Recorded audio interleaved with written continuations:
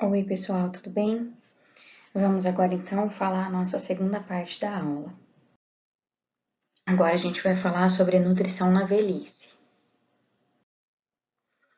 Em relação à avaliação nutricional do idoso, existem alguns fatores que dificultam essa avaliação, tais como alterações fisiológicas da idade, mudanças na composição do corporal, que afetam os parâmetros de antropometria específicos para o idoso, que eu vou explicar um pouquinho mais para frente, e que é isso que basicamente diferencia a avaliação nutricional e também o cálculo do gasto energético entre adultos e idosos, a existência de doenças afetando, por exemplo, a memória, o edema, que afeta a antropometria. O edema é quando o indivíduo está inchado, que é retenção de líquido, e aí isso altera a antropometria, principalmente quando a gente fala das pregas, tá?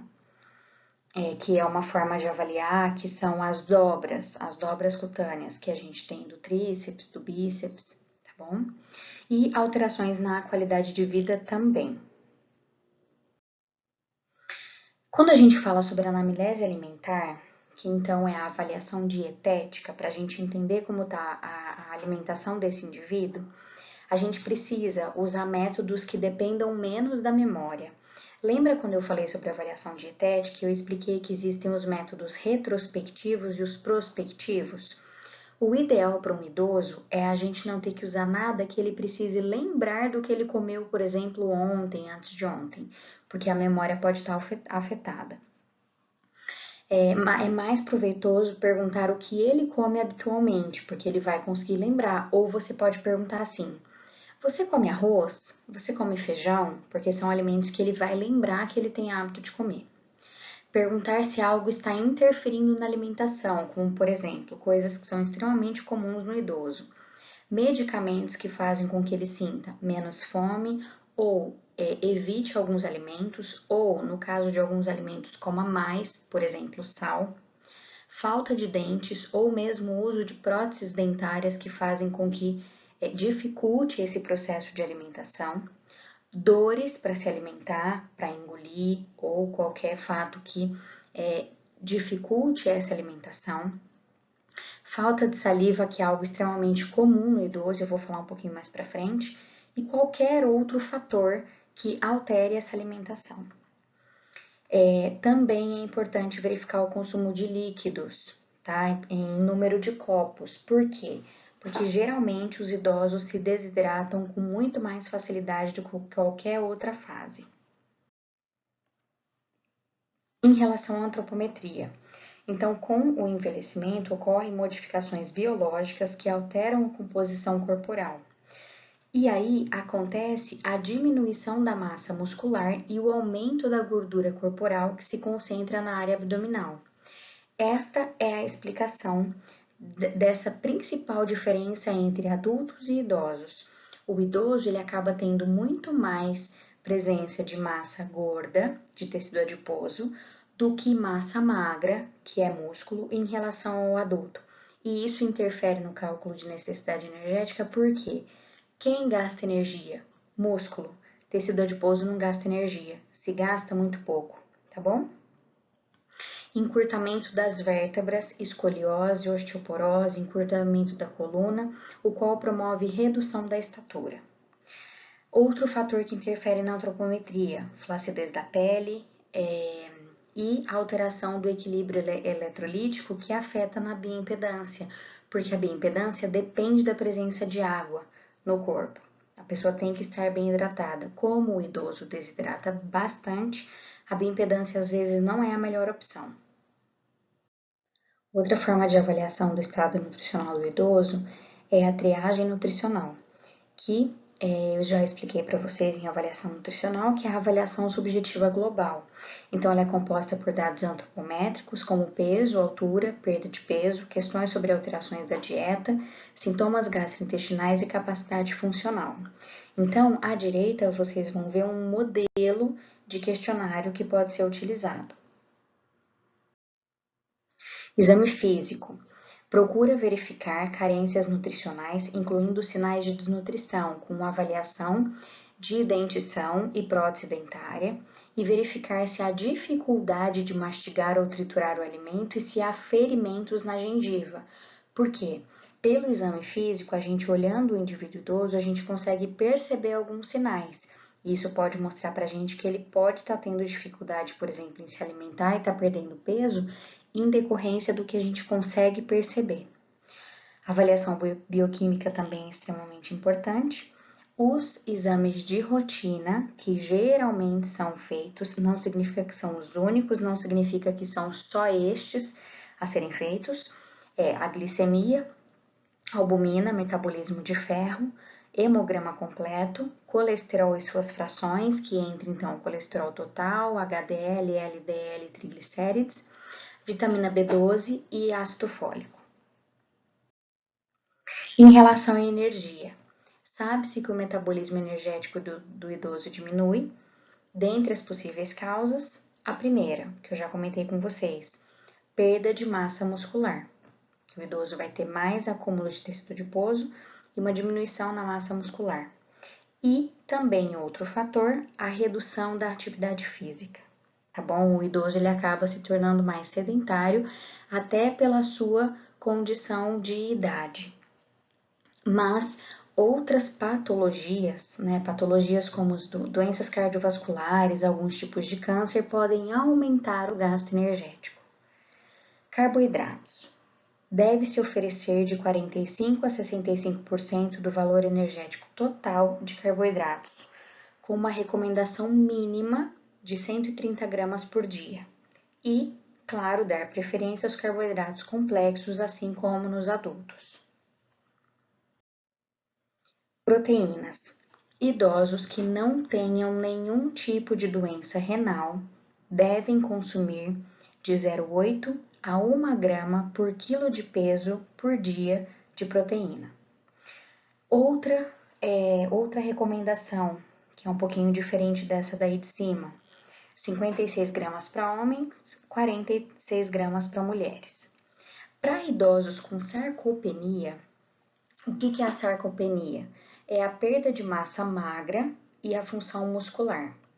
Então, no caso desses indivíduos que têm a sarcopenia, acontece uma redução da mobilidade, uma maior chance de quedas, fraturas e um aumento da mortalidade nos idosos. No caso de indivíduos sarcopênicos, essa orientação de proteínas pode ir de 0,8 a 1,5 gramas por quilo de peso por dia. Em relação a gorduras, a recomendação é a mesma para os indivíduos adultos saudáveis, com prioridade para os alimentos ricos em ácidos graxos mono e poliinsaturados. Necessidades nutricionais um pouquinho mais específicas. Então, os estudos demonstram que a baixa ingestão de calorias, gorduras totais, fibra, cálcio, magnésio, zinco, cobre, ácido fólico e vitaminas B12, C, E e D estão presentes nos idosos. Então, deve ocorrer um aumento na ingestão de grãos integrais, vegetais verdes escuros e laranja, legumes e leite, e evitar gorduras sólidas, que são as gorduras saturadas, evitar a adição de açúcar e evitar o consumo excessivo de sódio. Aqui é um modelinho de uma pirâmide alimentar com uma recomendação específica para os idosos, tá bom? Então, teoricamente aqui, ela foi planejada de uma forma que ficasse mais fácil para o idoso entender, tá bom? Então, ele tem as cores amarela, vermelha, azul e verde, tá? Então, as fibras que devem estar presentes na amarela, a vermelha, gordura natural presente ou adicionada, o azul, açúcares acrescentados e o verde, provável necessidade de suplementação, tá bom? Em relação à composição corporal, falar um pouquinho sobre a sarcopenia. Então, é uma perda de massa muscular, força e funcionalidade relacionada com a idade, que pode prejudicar demais a qualidade de vida do idoso e diminuir dependendo da sua gravidade e da sua mobilidade, aumentar o risco de quedas e alterar o metabolismo. Então, a sarcopenia, ela acelera-se com a diminuição da atividade física. Tanto é que, hoje, uma das recomendações dos indivíduos que são formados em educação física é que tenham incentivo, sim, de que indivíduos idosos façam musculação. Claro, respeitando a sua limitação física, porque a musculação pode diminuir o ritmo da sarcopenia.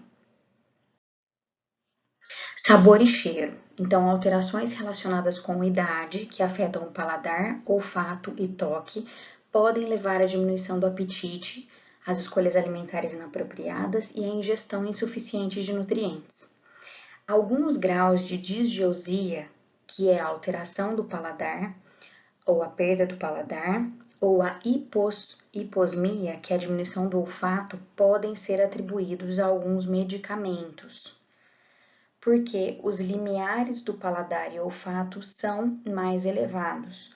Os adultos mais velhos, eles podem acabar, por esses motivos, temperando demais os alimentos, principalmente com adição de sal. Então, é muito comum a gente ver adultos mais velhos, né, os idosos, quando vão comer alguma alimentação, mesmo a alimentação que já esteja temperada, eles acabam adicionando mais sal. Em relação a mudanças orais, a dieta e a nutrição podem ser comprometidas por uma saúde oral deficiente, que é muito comum no idoso. Perda dentária, prótese, e aí o problema da prótese é que muitas vezes ela pode não estar bem encaixada e pode estar machucando a gengiva, o que faz com que o idoso coma menos. E a xerostomia, que é a boca seca, que é aquela sensação de que não tem a saliva em quantidade suficiente, pode levar à dificuldade de mastigação e deglutição. A diminuição do paladar e da produção de saliva torna o ato de comer menos agradável e mais difícil. Então, pessoas com esse tipo de problema geralmente preferem alimentos mais macios, fáceis de mastigar e evitam alimentos que são muito duros ou muito secos. Alterações gastrointestinais.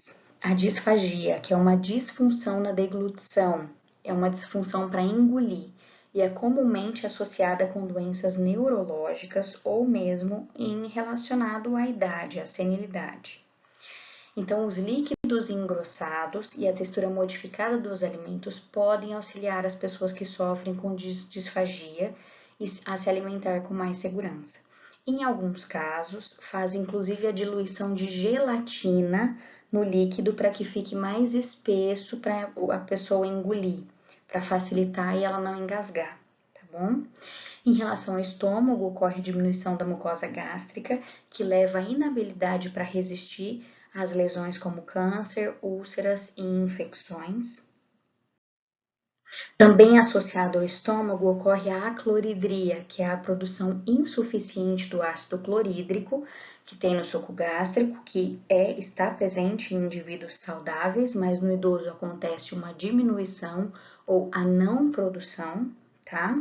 E aí esse ácido estomacal em quantidade suficiente em indivíduos saudáveis, e a presença do fator intrínseco, que é uma glicoproteína, que capta a vitamina B12 e faz com que ela seja absorvida no intestino, tá? Então, tanto o ácido clorídrico no estômago como o fator intrínseco no estômago são essenciais para a absorção da vitamina B12. Outro fator que é extremamente comum nos idosos é a constipação, que é o intestino preso, essa dificuldade em evacuar.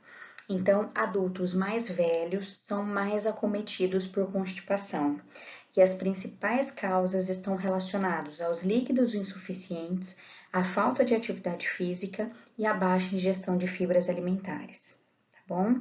Então, pessoal, para essa semana eram esses dois conteúdos. E eu deixei uma pequena atividade para vocês fazerem, tá bom? É uma única questão bem simples. Um abraço.